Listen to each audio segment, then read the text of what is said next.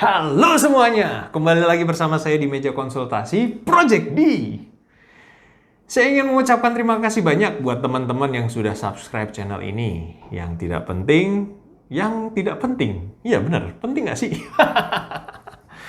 Ya, pada saat saya merekam video ini, subscribernya sudah mencapai 78. Wow.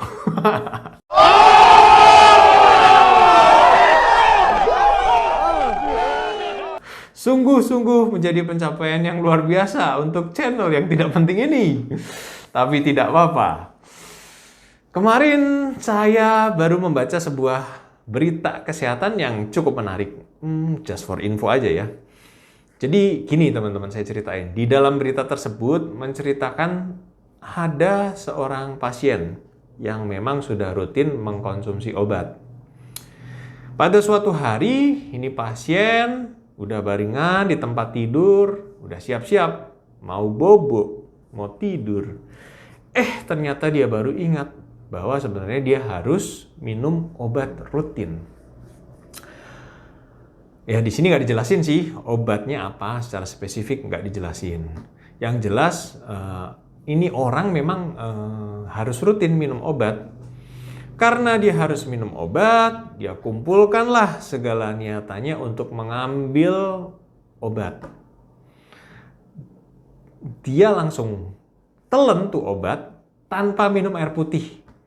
Dan hebatnya lagi, setelah minum obat, dia langsung taruh bantal di atas kepalanya dan dia berusaha untuk tidur.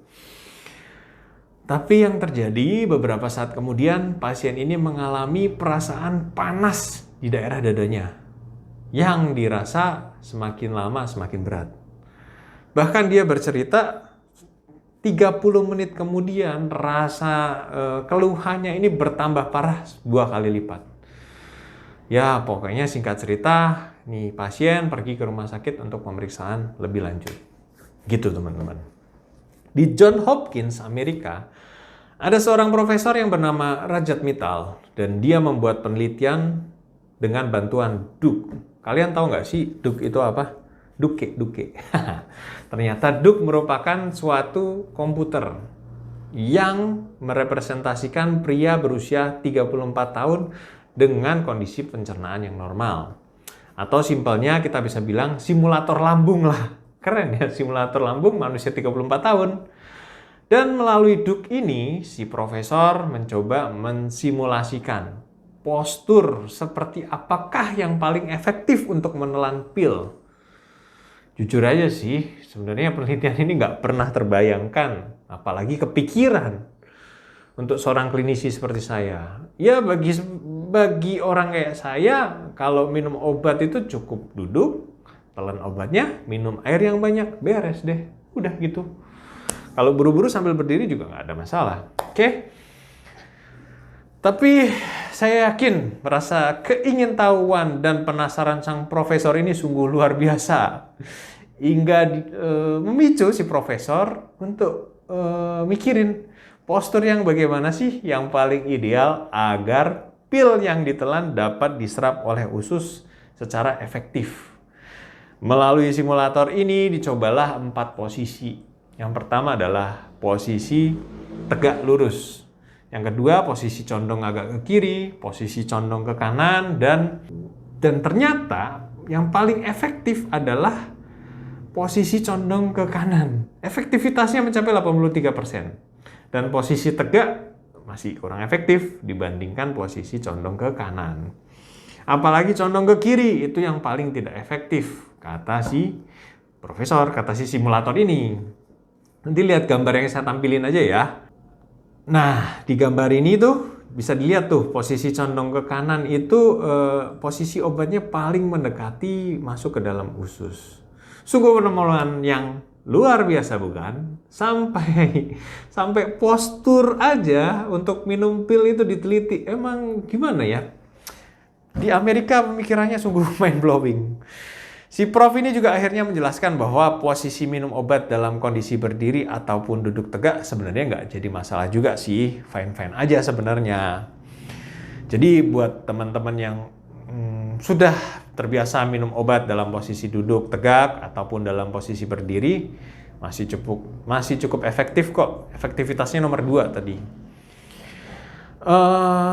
Tapi apabila teman-teman harus habis minum obat langsung berbaring, maka dianjurkan untuk kondisinya jangan langsung terlentang, minimal bersandar. Dan kalau bisa ya posisinya miring ke kanan. Dan posisi miring ke kiri sebaiknya dihindarin. Ya, siduk ini saat ini juga sedang dikembangin ya ke tahap selanjutnya. Dan di tahap selanjutnya, Duk akan dikembangkan kemampuan analisa untuk mengetahui bagaimana saluran pencernaan ini mencerna protein, karbohidrat, dan lemak. Ya, oke. Oh iya, sampai lupa tadi Kak. Loncat ya tadi ya. Tadi kan saya lagi cerita pasien. Nah, gimana nih nasib pasien yang setelah datang ke rumah sakit? Pada akhirnya, pasien ini diperiksa secara menyeluruh dan ditemukan keadaan yang dinamakan esofagitis. Esofagitis itu simpelnya yaitu peradangan di kerongkongan. Jadi kerongkongan ini dari sini, dari tenggorokan sampai di atas ulu hati, itu batas kerongkongan.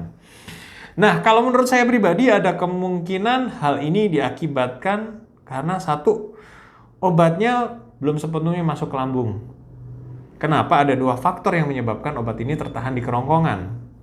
Yang pertama, setelah nih orang minum obat, minumnya 1 nggak pakai air, 2 habis minum langsung baringan, terlentang. Ya itu obat ketahan di kerongkongan bagian bawah dan mungkin obat itu bikin reaksi peradangan di kerongkongan. Pada akhirnya sih sebenarnya gue sebagai klinisi ya menganjurkan fine-fine aja lah minum obat sambil duduk tegak ataupun berdiri. Karena agak ribet juga ya kalau habis minum obat harus condong ke kanan. Kayaknya kurang aplikatif. Dan yang terpenting, yang paling penting sebenarnya jangan lupa minum air putih yang cukup agar obat ini bisa segera mencapai daerah lambung. Ya, mungkin sekian video dari saya. Semoga menghibur dan bermanfaat. Kalau suka silahkan di like, apalagi di share dan di subscribe channel saya. Itu juga bagus. Kalau mau tanya-tanya ataupun mau memberi masukan bisa tulis di kolom komentar. Video hari ini cukup sekian. Terima kasih dan sampai jumpa.